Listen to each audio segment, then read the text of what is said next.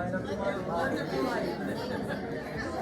When was the last time you heard that song? It's been a while. It's been a while.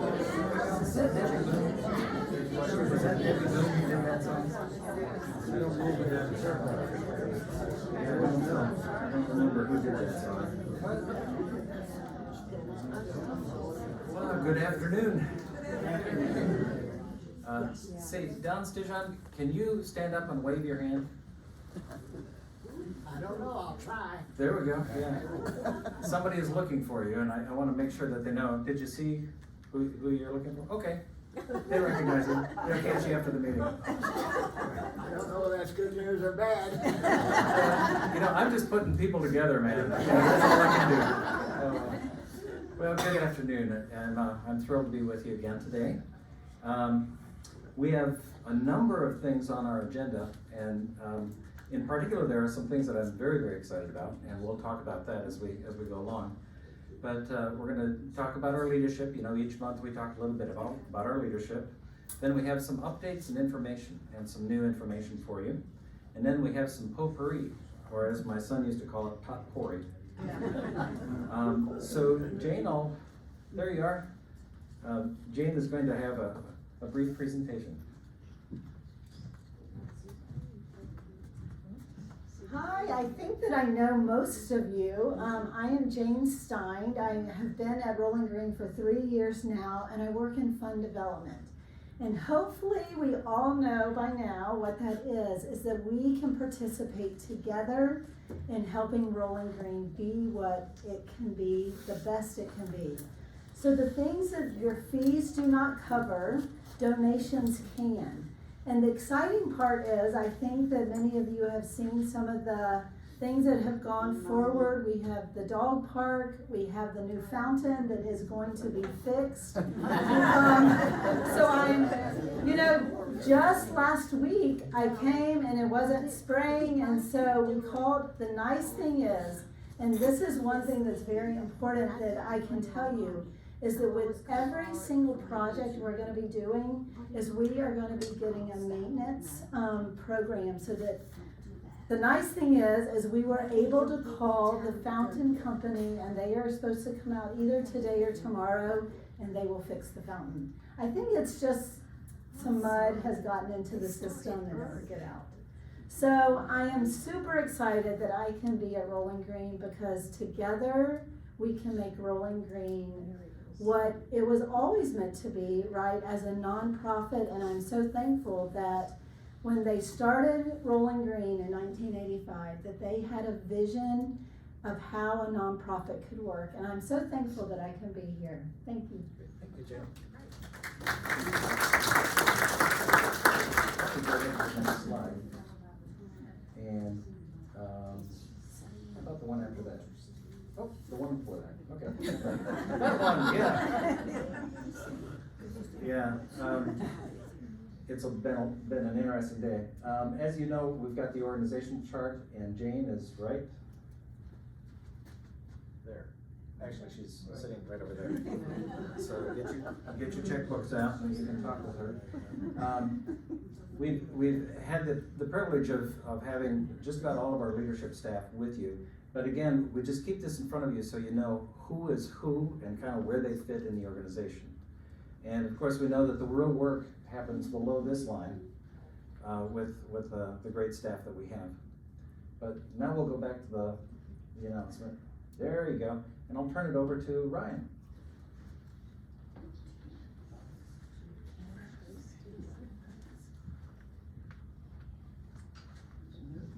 All right, good afternoon.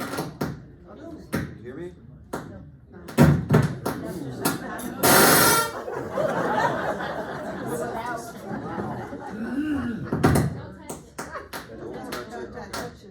Step away. I just was my phone. You're electrifying her. How about this microphone?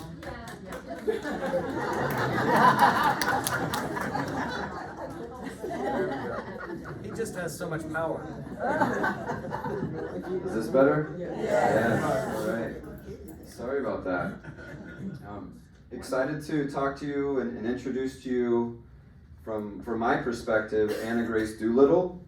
She is going to become the new administrator here, stepping in for my role come May 15th. So we had a chance to visit with her at the last board meeting, which was a couple weeks back, the end of March. So she comes to us highly recommended from Life Care Services at a community in Brentwood, Tennessee. So Life Care Services has a community in Brentwood, Tennessee called the Heritage at Brentwood. And she has been there in a capacity since June of 2022, working as an intern, learning the ropes, you could say. She has done some really good work there. We went through a full interview process. We looked at about 6 candidates and we funneled it down to around 3. And she ended up being the choice for us. So she is excited to move to Greenville. She's originally from outside of Macon, Georgia. She is a graduate of Georgia Southern for her bachelor's and her master's degree. And she's excited about coming closer to home, she's told me. I spent about 6 hours with her on the day that she came in for the board meeting, and I had a really good first impression. We're going to work pretty closely over the next couple of years, hopefully, as I continue to learn and she continues to learn. So she's excited. She's going to actually be coming into the area this weekend with her husband to look at some housing, as they're not as familiar with Greenville. Her husband, she was recently married about a year ago. Her husband is a middle grade special ed teacher, so he's looking forward to coming down to Greenville, getting started with the public schools in a position that he can also potentially coach either basketball or football. So I think that's his hope. So we're excited for Anna Grace to get started coming up on May 15th. It's a little weird for me, this whole transition has been really weird for me.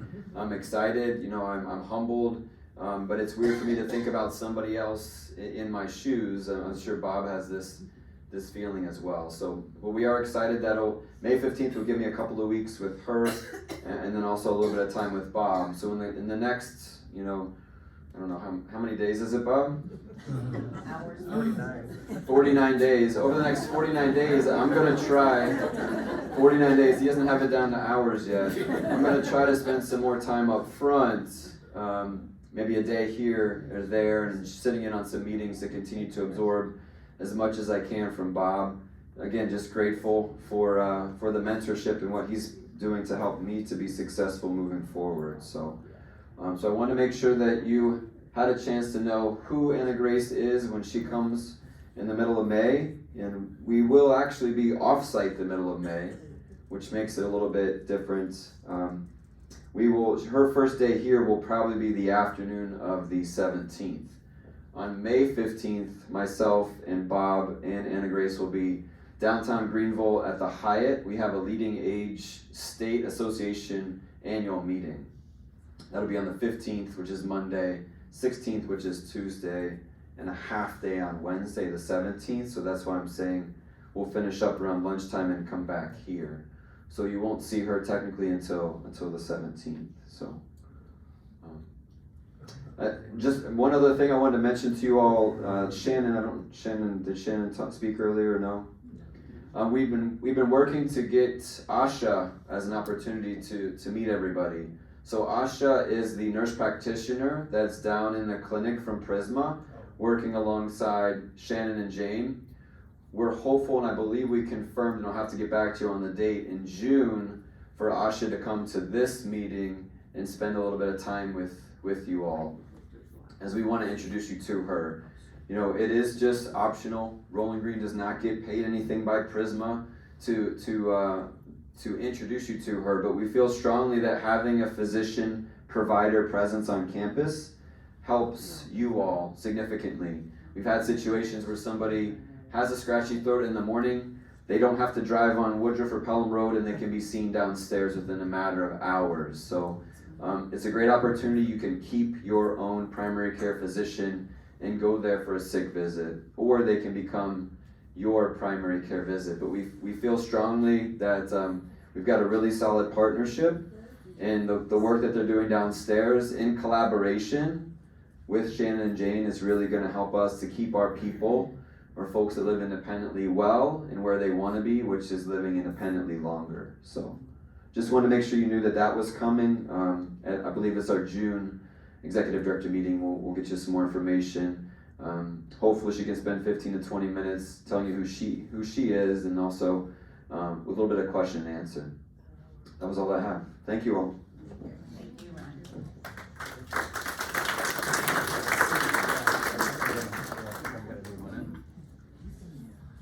I broke it. You just lost. Did this work? No. We'll try it now. There we go. Yeah. Rolling Green is in such good hands. I'm so excited for the future of Rolling Green and the people who are here, and particularly Ryan. Anna Grace is going to be an excellent contribution to our staff as well, and so I'm excited for her to join us as well. We'll keep going. About 3 years ago, 4 years ago, before that pandemic, I was at a national meeting, and we periodically get together as operators of retirement communities and nursing homes and services to the aging. There's about 8,000 people who go, and it's absolutely top flight education, and it's the only way that we can really stay on top of new ideas. As I was wandering through the expo, which is the size of about 2 football fields with booths, I ran into somebody, and she started talking to me about artificial intelligence and how we can help people and anticipate their needs before they have those needs. And so we actually signed a contract. And then the pandemic, and so we didn't see each other for 2.5 years. I'd like to introduce to you Meredith Sossman. And Meredith represents Sakino. And it's we've got a very, very exciting opportunity that we're going to be piloting here. Thanks, Bob. No one has ever accused me of needing a microphone. And Jane, I feel for you, because I spent 20 years in nonprofit, and having the conversation, Mr. Benson, thank you for the fountain, it isn't working. It's literally the worst thing to happen to you in that position, so. And Ryan, thank you for that great leader with Asha. We're so excited. I met Bob and Ryan, actually, at that conference, and then a whole pandemic happened, and here we are. I got into healthcare at 15 because I had a massive stroke. Wow. Yeah. And everyone on the hospital floor around me was over 70 on the telemetry. And I saw really quickly how people were treated. Like suddenly we didn't matter anymore. Or if we had a healthcare issue, there was a problem. And so I spent my life actually originally as an attorney in estate planning, because it turns out after you have a stroke, they don't want you to be a doctor because the surgical unit doesn't like you to have a tremor. I can't imagine why. So after spending a lot of time in estate planning and nonprofit, I had the good fortune to spend time with my business partner, Ravi, and talk about his journey from NASA through creating the largest telemedicine first networks in Africa, India, and the United States. And what we saw was that there were 2 areas being left behind in digital health. And the first was people who want to age in place with dignity. We all want to stay in our homes, right? We want to get the health care we need and be as active as we can. And I've had 5 more strokes, so I totally get it. Right, so, and I don't look like it because of all these things, right? So, we took telehealth and said what it is today, back in 2018-19, is basically talking on your phone to a provider. And that doesn't always work for you, and it certainly doesn't work for the provider, right? They can't give you any kind of pharmaceuticals unless they know your weight. And none of us are telling them that, for real. Am I right? So, and they can't really know your temperature unless it's patient reported and there are issues. So we built a digital health platform where, here at Rolling Green, there is already one of our cards, where we can get a provider on the screen and do an EKG, and take your blood pressure, and do a full medical exam right here to see what else you need. But one of the things that was missing for a while was a provider behind it and the ability to keep people not using it for an emergency, right? We want that, but we really want you to be healthy all the time. So, Sakino has partnered with Care Innovations, and that group has been around since 2017, primarily in Florida and now expanding all over the country. And what they do, it is a doctor. Jeannie spent 10 years in the US Army as a medic and surgeon. She is a certified diabetes and elder care physician. She has a nutritionist. She has nurses. And she partners with places like Prisma and your primary care physician and Rolling Green to provide services you might need that are proactive. And so I told my story for this reason because I'm gonna tell you what she does through me. So I also have an engineer, and some of you have met him. And what he said was, you know, when you put those CGMs on, they call them, right? Continuous glucose monitoring, if any of you are diabetic or have to prick your finger for the blood, for your blood sugar, right? When you put that on, one, it's ugly, am I right? So we've created something to go over it that will match your skin tone, so you can wear it without anybody knowing, right? I can wear strapless dresses again, yes I can. Right? So you can put that on. Two, we have to keep putting the phone over and reading it, and right now what we want to do is create something that feeds all of that data directly from wherever you want to be back to us. And Jeannie's team looks at that data every morning and says, this person looks like their blood pressure is high again. This is somebody on blood pressure medication. And so she sees it, and their care team will call you and call Shannon and Rolling Green and say, hey, have you had your blood pressure medication? How are you feeling? And do all of the triage up front for your primary care physician, working with them any way you wish. All of that, if you are on a traditional Medicare, is paid for by Medicare if you need it. We don't make that decision, your doctors and the providers do. I'm just a digital health person, everybody's figured out already, you don't want me making your medical decisions. So, with the Saffron cart, or now backpack that we're gonna have that can go to your cottage if you have an issue, you're able to have this continuous monitoring system going on. People can call you, can talk to you, you can call them, you can take advantage of the physicians, of the nutrition program, and they will work with your medical team. And if you need a telehealth visit with all of the diagnostics, you can go to the clinic and do that telehealth visit. And all of your data will already be there. So we're looking for some folks to pilot this with us at Rolling Green and see how it works and see how you like it. Like we said, it works in concert with your physician. If you don't have traditional Medicare, there is a monthly cost for the entire service, and you're welcome to come see me about that. It is not terrifying, right? Most people are like, okay, it's not. And here's my story to tell you about how I figured out that this works. So you already know that I was actually born with a neurological problem, and that's why I have the strokes. And my engineer said, hey, I have to put one of those things on somebody so I can watch this work and improve it and connect it to the system, so stick one of those on. And he stuck one on me. And all of a sudden the alarms started going off. This was last November, and I was like, this thing's annoying. It keeps waking me up. And it kept alarming. So I finally looked at it. And it turns out my blood sugar goes way up to 180 and then bottoms out to almost 40, which is coma level, right? Everybody's like, oh my God. And so they started testing me and said, you have reactive hypoglycemia because you have celiac disease that no one's ever found. And if we hadn't found it, you'd be dead by 53. And I'm not that far from 53. So they have reversed everything in 4 months with this monitoring program. I wear one 3 weeks of every month. My insurance pays for it, and it's great. And Jeannie can call me and say, hey, I'm watching you, what's going on with your blood sugar, right? So I am not just the president of the Hair Club for Men, I'm also a member. This really works. And it's completely changed my healthcare looking forward as well. So we wanted to pilot it ourselves, but also extend it to you. Bob, I'm gonna turn it back to you unless folks have questions. Thank you so much.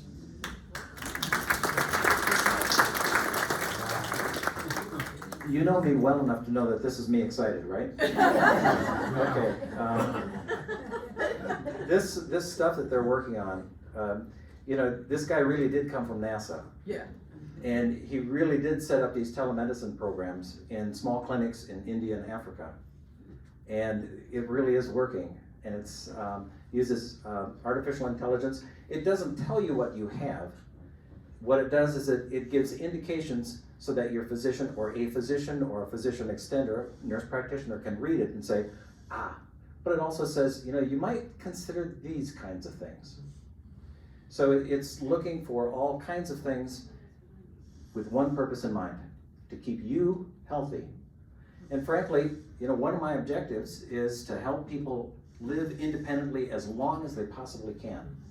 And it's one of the benefits of being in a retirement village, because you already tend to live longer, more independent than you would if you were outside in your own home.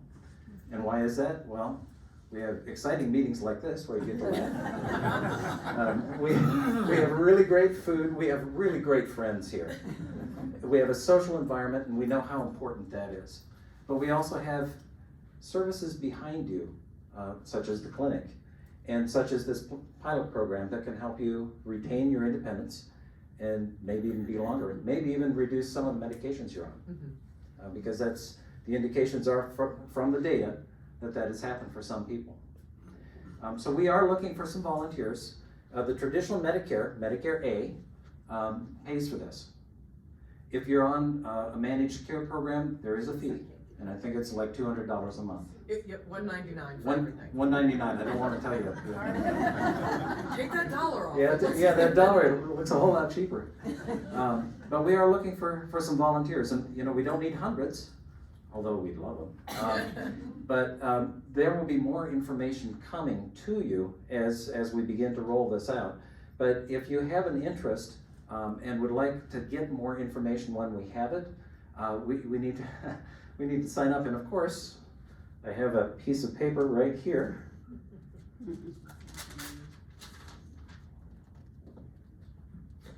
Readily prepared. And if you have an interest to get more information, this does not sign you up or sign over your firstborn male child. This, I'll give it over here. And please, there's questions. So this is 21st century healthcare and life in a community like this. And again, we're just so excited. Meredith, thank you for coming today. And your story is very powerful and profound. But the program and the system really is amazing. So any questions about that? Please. What would be the ideal candidate for this trial? Great question. Well, who would be the ideal candidate? Well, first of all, probably over 60. What are you saying? I'm a good candidate. Yeah, Meredith's a good candidate, and we know she's only 35. Wow, that was the first lie you told. Yeah. And it really does, it works best. Right now we're testing it with folks with diabetes or blood sugar issues, whether you know them or not. Congestive heart failure, CHF, blood pressure management, and COPD. And so those are the things that we're looking at now. I know that other areas are being researched, but we want to pilot with these and see if we can who we can help. And that's the whole point of this. It'll be run through our clinic with Shannon and Asa, people you know and love. And so, by the way, all of this is HIPAA protected. The information only goes to who you want it to go to. If you want it to go to your physician, you do not want it to go to me, for all kinds of reasons.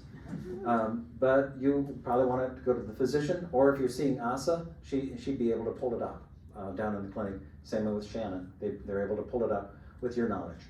So this is HIPAA and privacy protected. We're not publishing it. We're not publishing the data about you. Someday maybe there'd be de-identified stuff, but that's not in the cards right now. Right now we are just wanting to offer this to you because it's really something. Ken?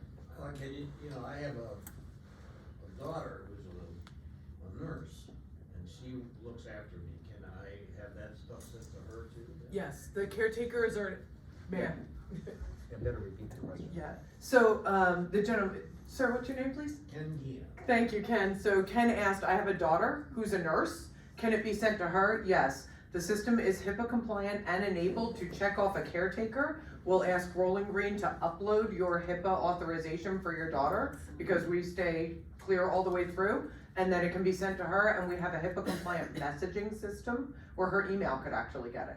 And you can send it to more than one. Yes. I mean, Yep. your doctor or whatever.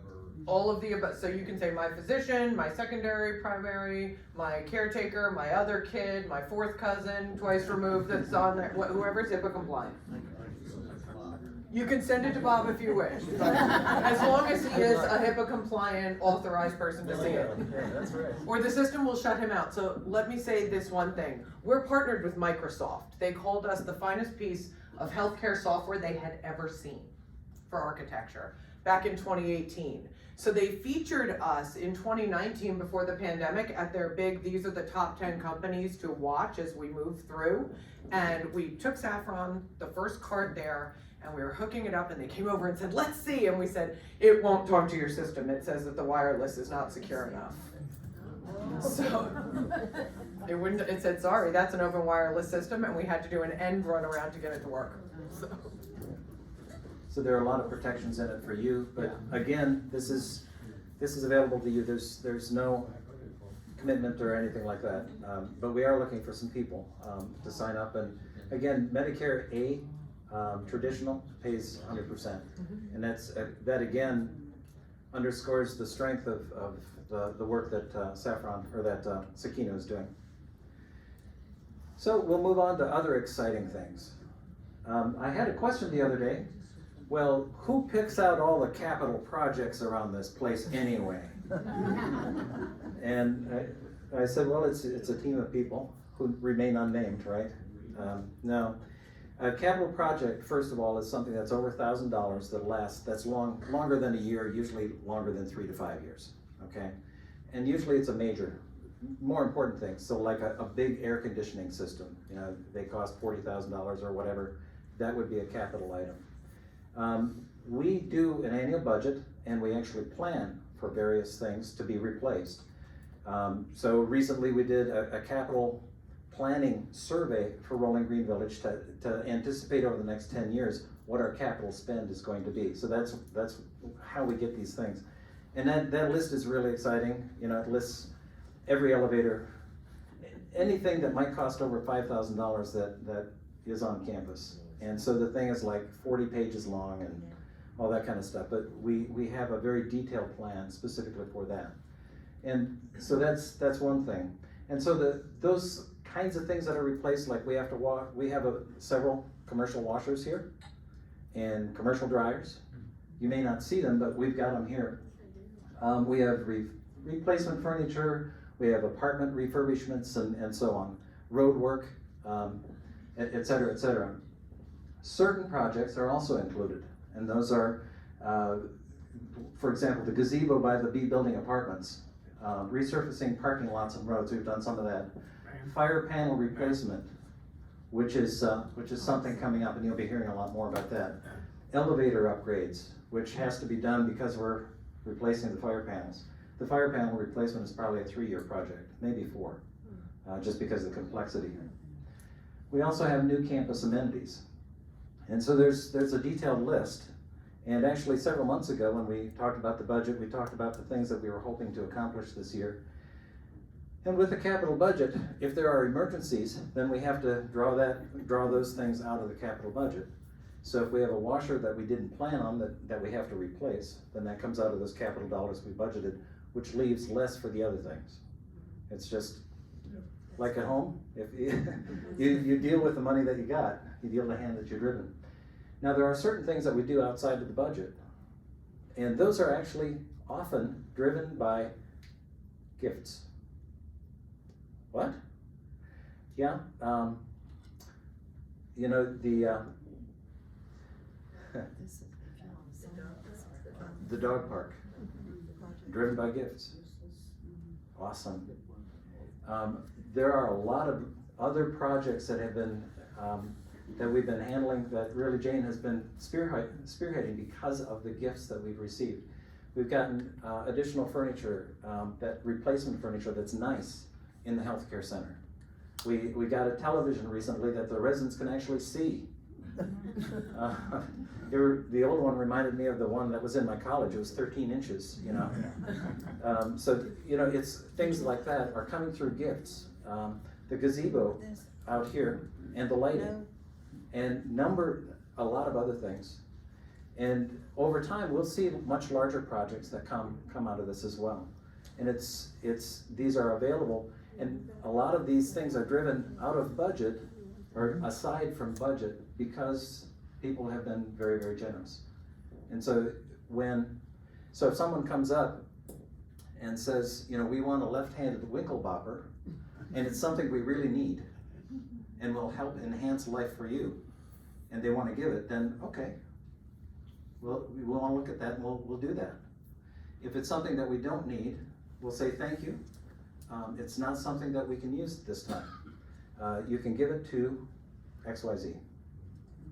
Okay? So over time, no doubt you will hear projects and things that come outside of the budget, and they are primarily because of the generosity of you. So, Bob, please. Does money come out of the budget every year to go into the capital fund? That's a great question. Does the money come out of the budget every year for the capital fund? Yes. It isn't direct. Let me explain why. Some of the things, like the fire panels, it's a very expensive project. We can't do them all in 1 year. Right. So every month we set aside a bit of money for the purpose of future replacement needs. Yeah, so you got a system that says when's this gonna fail, and so we know to start planning for that. Yes, we have a system. We have a system that kind of tells us when to anticipate things that fail, Right. and when we need to replace them. And so we're setting dollars aside. So it comes out of the budget, but also we are setting some aside for replacement reserve. And everybody knows about reserves, right? Everybody that's in a POA. Any questions about that? Okay. Let's go to the thing that we've all been waiting for.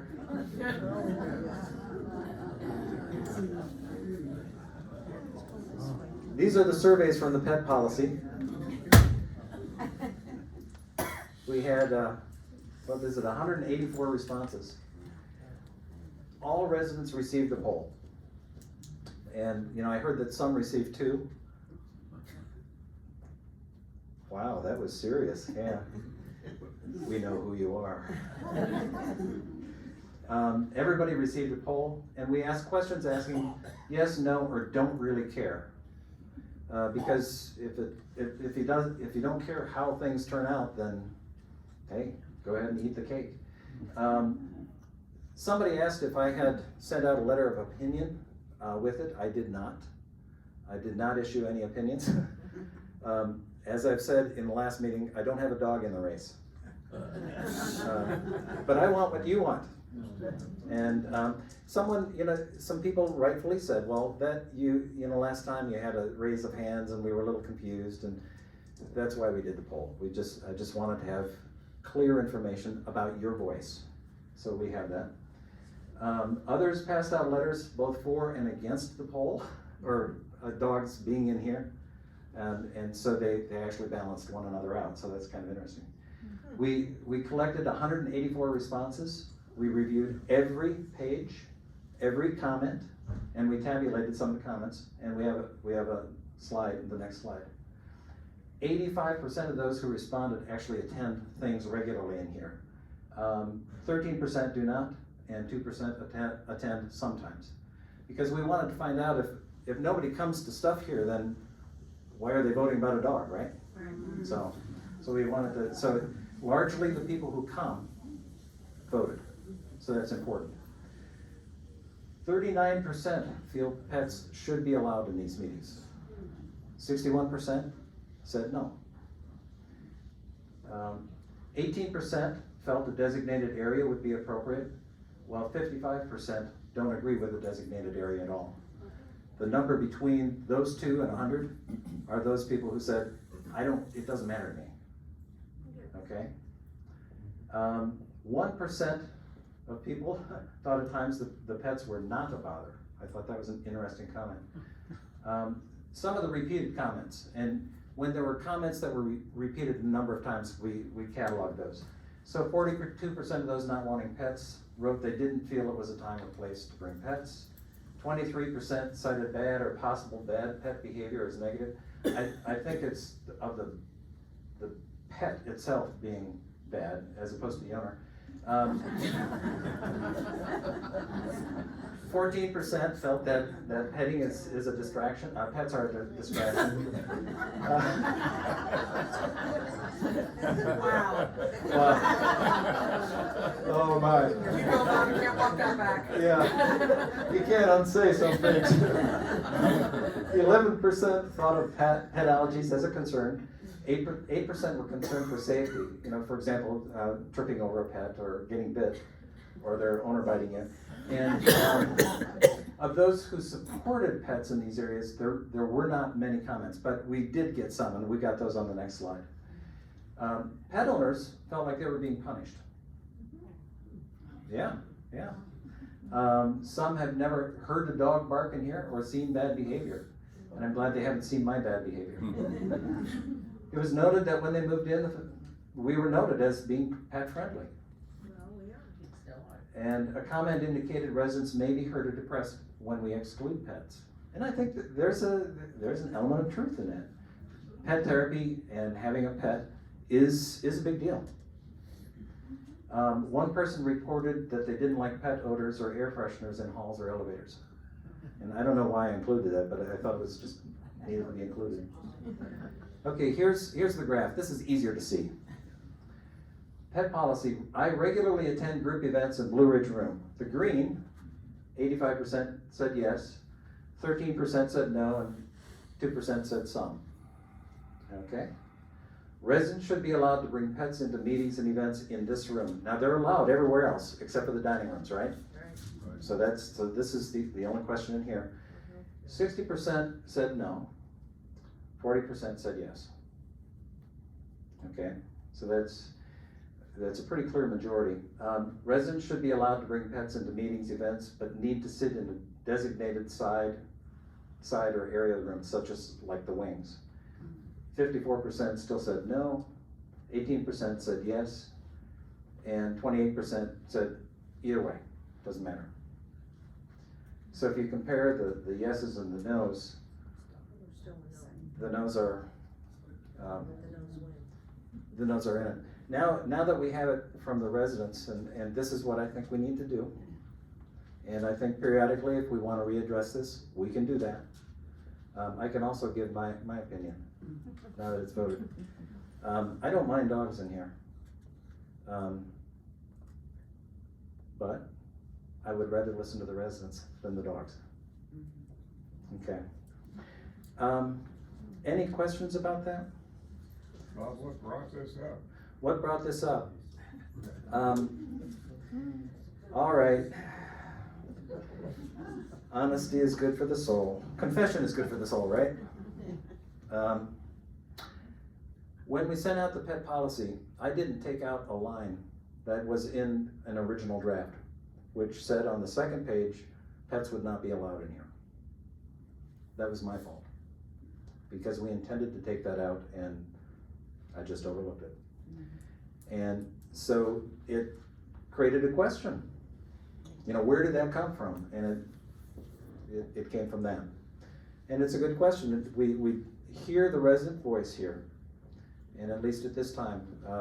Now people can sit in the doorways, and if they have a foot in the door, that's okay. One thing that I learned is we had some people who decided they were the pet police. We're not gonna have that. That's not who we are.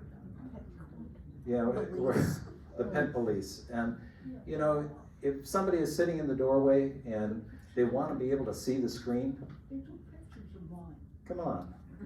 Let's let people see a little bit, okay? And let's not walk over and say, oh, you've got a pet, you need to put that dog away or whatever you do. I don't know what you did. You did. Yeah. They took pictures of mine. Yeah, some people, the pet police have taken pictures. We don't need that. We're a community, we work together, and yes, people wanna worship together, and they wanna, come on, let's be reasonable. Let's be reasonable. Okay, we'll go to the next one, because it's more fun. Okay, suits, and more suits. We had a bunch of suits here last week.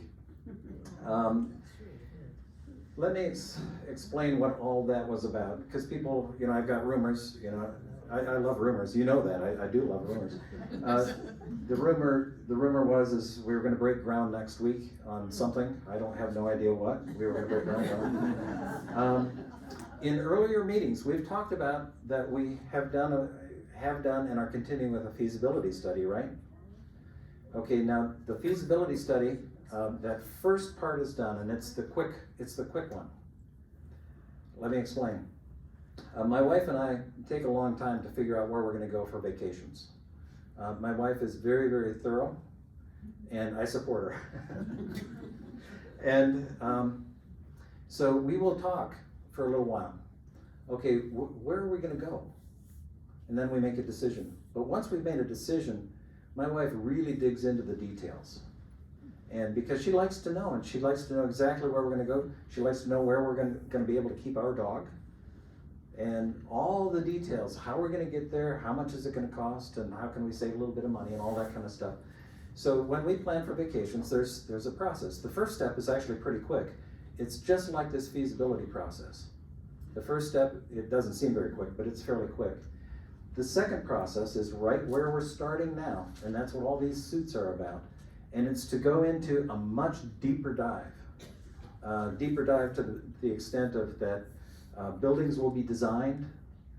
We'll know where all the wires run. I mean, think of the detail. You see the outlets in your walls. Somebody's got to run power to that outlet. So, and then that power goes somewhere else, and then it eventually ends in the power station with Duke. So somebody has to figure out all that. This is the next stage of the feasibility. This takes about 18 months at least. Could go quicker, could go longer. Now the question is, well, are you going to build something then? Well, the reality is that over half of the work is done before the first shovel hits the ground. And that's because it's all in planning time. And there's a lot of stuff involved. We are looking at assisted living, we're looking at apartments, we're looking at cottages and so on. Now, as we look at this, we're going into a deep dive, and we're constantly monitoring the financial prospects of it. Because if it doesn't add to the strength of Rolling Green Village, we're not gonna do it. Which means that the board is gonna have another chance to take a look at everything with all the detail and say, this is good, this is not. So far they've said, yeah, it looks like it's doable. That is not the final decision, it's just the decision to move into this phase. The decision after this phase will be to finally let the contracts and those kinds of things. Does that make sense? Mm-hmm. So it's like how my wife and I plan vacations. We did the quick stuff.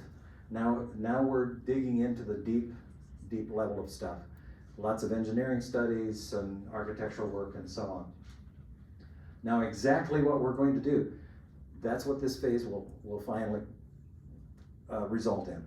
We're looking at additional cottages, we're looking at additional apartments, and we have also assisted living, replacing or renovating our assisted living. So those are all parts of it. Stay tuned, there's more coming, but a lot of this stuff is not very exciting, but we'll be talking about it as we go along. The other thing is, this is the phase when we'll start getting more and more resident voice. For example, we want to talk to the people in Cedars Assisted Living. What's good? What could be better? What kind of environment do you want? And we want to create a type of environment where people really consider it as independent living with assistance. It's not, we're so frail we can't live in our home anymore. It's, we need some assistance so we can live here. It's independent, and it looks like an apartment. And it frankly is. There are a series of stop points. The deep dive will go for about 18 months. We'll be getting resident voice, not today, except for on dogs. But we will be getting more resident voice as we go through it, for the people who actually live there, and for people, you know, we've been studying the F building, and what worked, what didn't, and so on.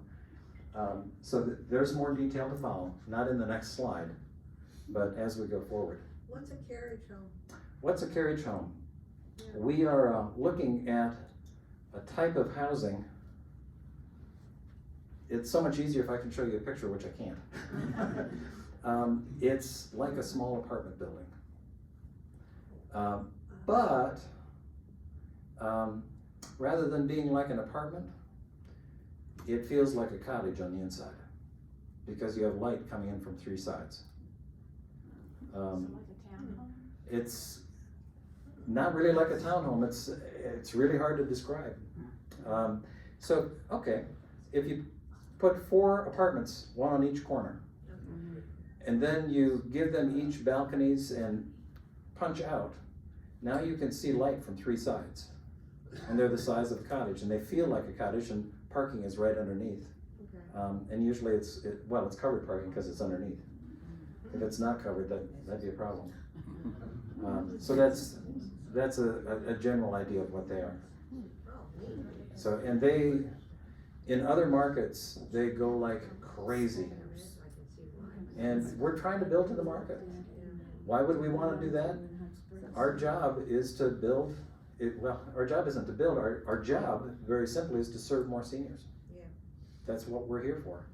And we're going to provide an environment where they can live and thrive. And with things like that Meredith is bringing and others, they will not only thrive, they will thrive well with the systems and things we put in place. We can go to the next slide. Okay. Yes, please, Gene. I can. I don't know where I am. Yeah. Acreage, is there any consideration of trying to get additional acreage? You know, we're filling up. Yeah, is there any consideration for additional acreage? Yeah, we're pretty much landlocked. That's the bad news. The good news is we have a total of 175 acres here. And of course we have our patio homes that take up areas, and then these buildings take up areas. So we have over probably 30 acres yet to develop. This kind of project would not take all of that. We don't want to take it all. Now, do we plan just in case that should happen in the future? Sure, you have to do that, only if you're wise. But there will be at least 30% green space and so on. Please. My concern is, while I'm just sitting here, is transportation. The more you expand, the more you have people saying, yeah, but I can't get there and I can't get there. The question is, transportation, how do we get people around campus? One of the things that we're working on this year, right now, is to get some sort of, I'll call it a trolley, but I think it's gonna be a minivan.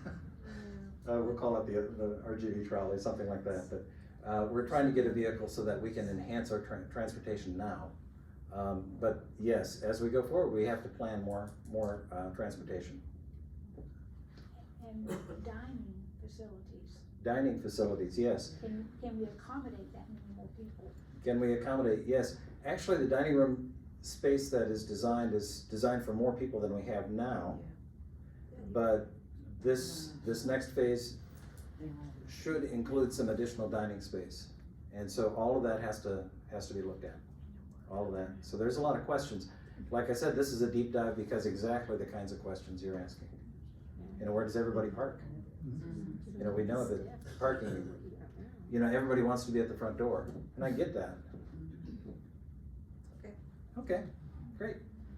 We'll go to potpourri.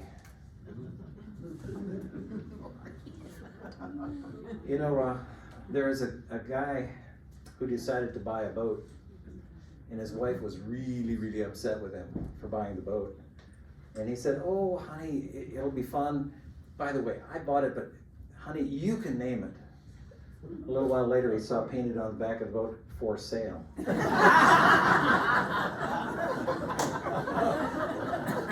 She was sharp. Okay, some general things. One of the safety things that we've found. I know the other day I went back,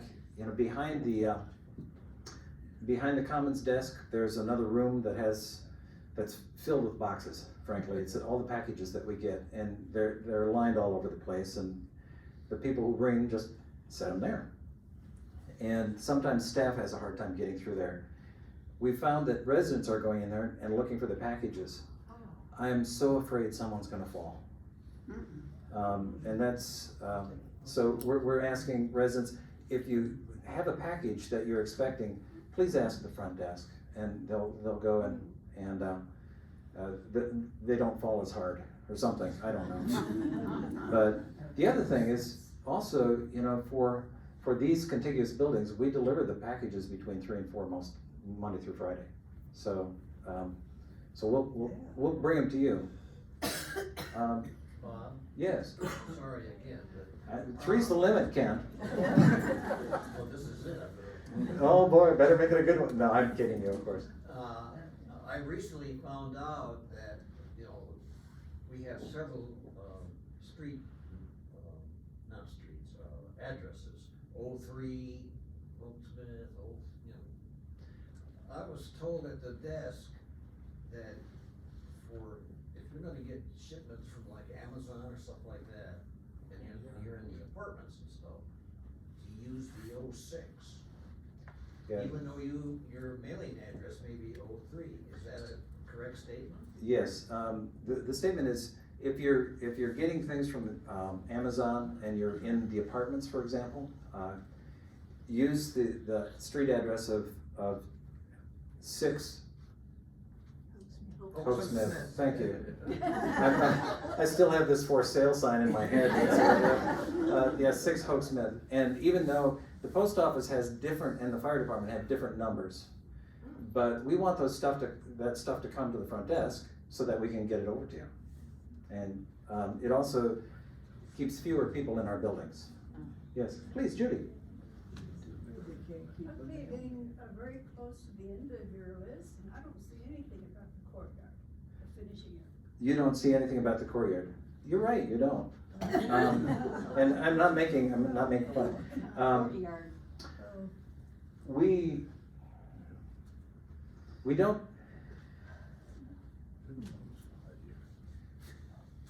Oh, you're supposed to ask me easy questions, Judy. Yeah, you've waited this long, yeah. No, there are some thoughts and ideas, kind of like the first step of the vacation planning. Some thoughts and ideas that have been tested and thrown out. Some residents have been talking about it, and staff have been talking about it. We don't have a concert plan there. However, having said that, we expect to have one, but only after we get resident voice. Particularly for those people who live on that courtyard. Right, yes. And we want to see that. We have other people who do participate in that courtyard even though they don't live there. And some people maintain some of the plants and do some flowers and things. So we'll want their voice as well. But the courtyard between the A through E apartments, and it's a really nice courtyard. We probably will trim back some of the trees because and we're not doing. Skip isn't here, so I can't use his name in vain. But we're not trimming him about here. But some of the branches need to be trimmed in some of the trees in order to keep them healthy. And we use a tree service that know those kinds of things. So there will probably be some trimming later this summer. But as we go forward, again, there are all kinds of good ideas, but nothing has really been thrown down on paper to say, yeah, this is exactly what we're doing. There are some concepts, and what we want to do is get your voice and bring some concepts to you and see what you think. And this is also one of those things that maybe out of the budget. Ken. Oh, this is number 4. Number 4, I don't know. I think it's great that you're putting patios in that area. It kind of changes the character of it Are does. you gonna provide guidelines, you know, as to what you could do if you have a patio there? Yeah, yes, there are guidelines being provided to the people that are putting things. Also, the patios that are there are not finished. There's going to be some landscaping, and we'll be covering some of the air conditioning units and those kinds of things. Here's the thing, is somebody said, well, how come they have to have a patio? And it was interesting, it was a resident with a 2-bedroom home with a patio who didn't live there. It's like, well, the 1-bedrooms are kind of small, and people feel kind of tight. They need to have a nice way to get outside. And it's also healthy to be outside. We're trying to encourage people out. So that's one of the main reasons. The units sell better when they have patios, but the people who are moving into those units are paying for the patios.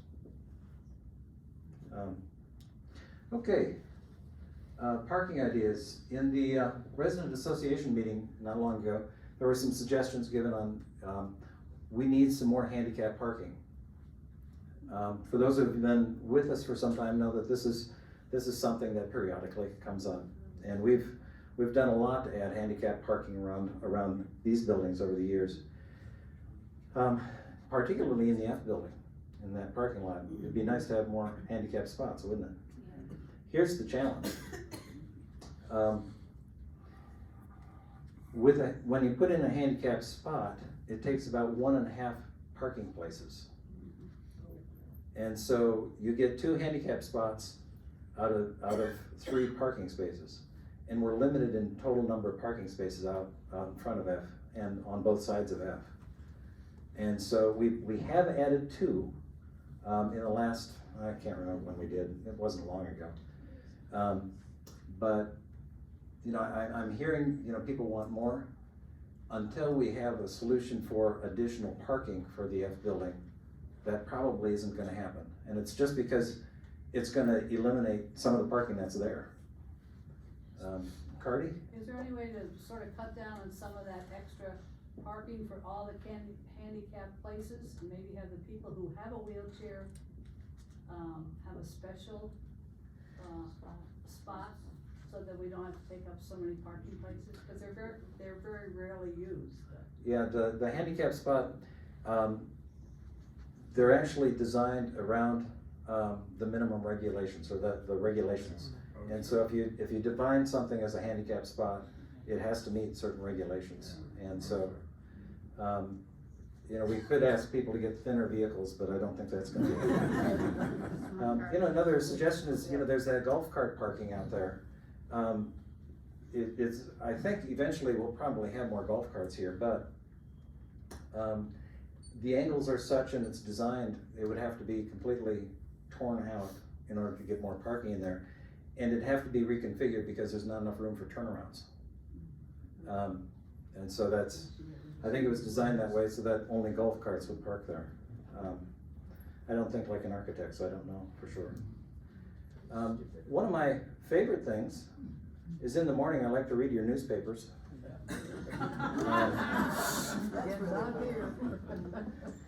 Yeah, newspaper delivery has been an issue.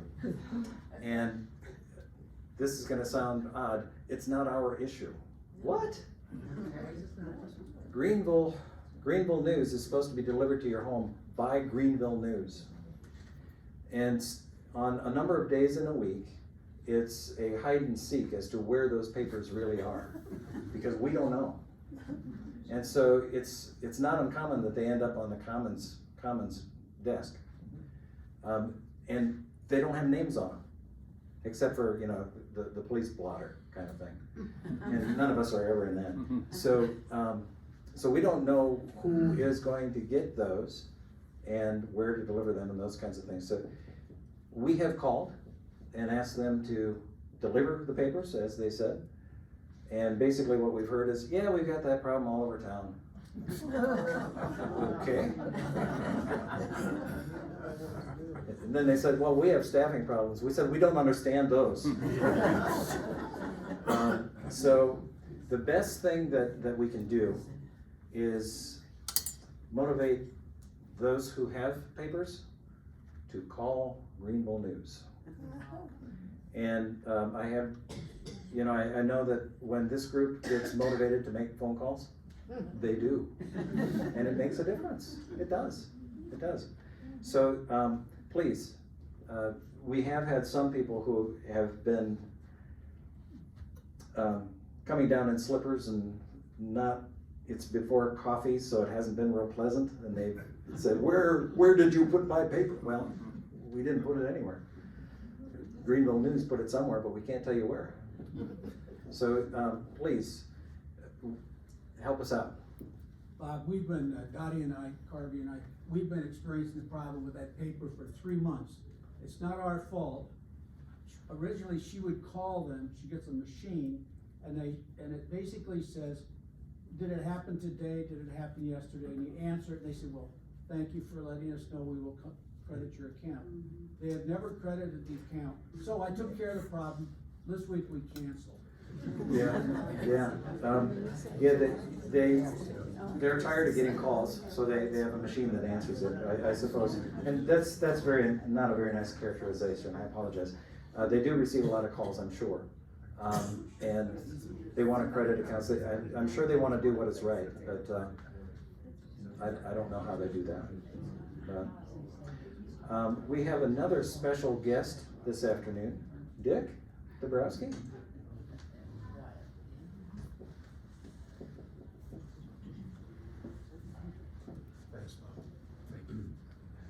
I just want to thank everyone for the donations that you so, I'm not even sure the right words, gave us last couple weeks ago. We raised $10,800 for veterans in the upstate. And it's just very heartwarming to me. We gave those donations this morning at our breakfast to the 3 different groups. Thank you all for all you do and your participation. Thank you. Absolutely. You know, the support of the veterans and some other organizations is just so important. And thank you. And Dick, thank you for you and your team. Kathy, for you doing the work. I know that y'all put a lot of heart and sweat into this, and so thank you for that. But the veterans, and awesome. That's just awesome. Any questions? Uh-oh, we've got some questions. Yeah, I was listening to all these statistics on the dog survey. What I failed to catch was what is the policy that's coming from that poll? Okay, you mean I didn't blind you with statistics? Blinded by the light. Blinded by the light. No, with the dog policy, the majority of people voted they would rather not have dogs in this room. Yeah, that I understood. What is the policy? What is the policy? That will be the policy. Okay, that's what I didn't hear. But let me put the caveat. If somebody's sitting at the door and wants to be able to see the screens, please, no police. Okay? No police. Yeah, so people can, people want to see and they want to participate, and that's important. And I get that that's a really important. Please. Kind of a two-point question. I'd like to hear your comments on staffing in general, and I'm interested in cleaning to the patio homes, if that's still a possibility. The two-part question: how staffing in general and cleaning in the patio homes. I'll take the last one first. We are that close to be able to offer that again, and that's been one of our objectives early this year, is to get the sufficient quality and quantity of people so that we can begin offering, because we really want to return to that service. We're not there yet, but we're close, which doesn't give you much information, and I know that. That's all I can give right now. We do not have a date set, but that's something that we'll look for. Okay.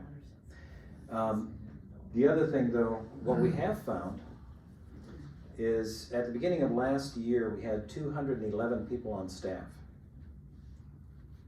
And that was about 50 or 60 positions short. Whoa. Yeah, we've talked about that. Yeah, we've improved. We've hired people from Greenville News. No. Today we're at 263, and some of those people are housekeepers, and we were really short in housekeeping as well, and so that's why I'm optimistic. Soon we'll be able to do that again, because that's something that's important to you. You know, and we hear you. Are we competitive? Are we competitive? Oh, yes, we're very competitive. You mean with our housekeeping prices? Well, I mean, with the wages that are being paid. With the wages, we are very competitive, with our salaries and benefits. Yeah, I heard yes, please. George. I think the dining room staff and the kitchen staff should be recognized for their service during Easter Sunday. I heard, wow, they served over 300 meals, and they hardly broke a sweat. They did. Well, okay, they sweat, but they're not into the food. But they did a phenomenal job. So thank you, and we will absolutely be sharing that with you. Bob, here's the list. We have a list. Anyone else who? It didn't come this way. Oh. Yeah, this is the list of those who are signing over their, no. Yeah. This I is. have 2 kids, I'm done. Yeah, I don't two, want any more. no more kids. Yeah, that's the list for people who want to have more information about the new pilot project.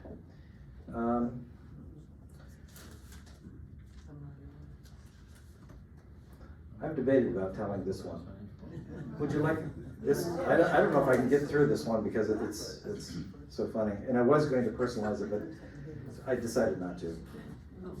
It's entitled "My Daddy Sleeps Naked." Late again. Well, I can tell it. A student was supposed to write a paper about her home, and so she wrote this paper. My daddy sleeps naked, and the teacher said, "Well, I don't know that I want to hear about this." And she said, "No, there's a story. We in the cold weather. It was in South Dakota. Cold weather. We have chickens, and there's been a fox that has been taking chickens, and it's been angering my father so much that one night late he heard the hound dog barking. He knew it was the fox, so he grabbed his shotgun and he ran out and he laid by the hen house, and he stuck the barrel through one of the openings and was looking for that darn fox. Just then the hound dog came up and put his nose somewhere where he should have. And we spent the next week calling neighbors saying, "Come on over for chicken."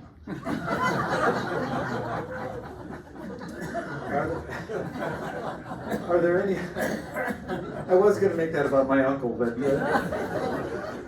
I'm just going to do. Any other questions? Oh, please.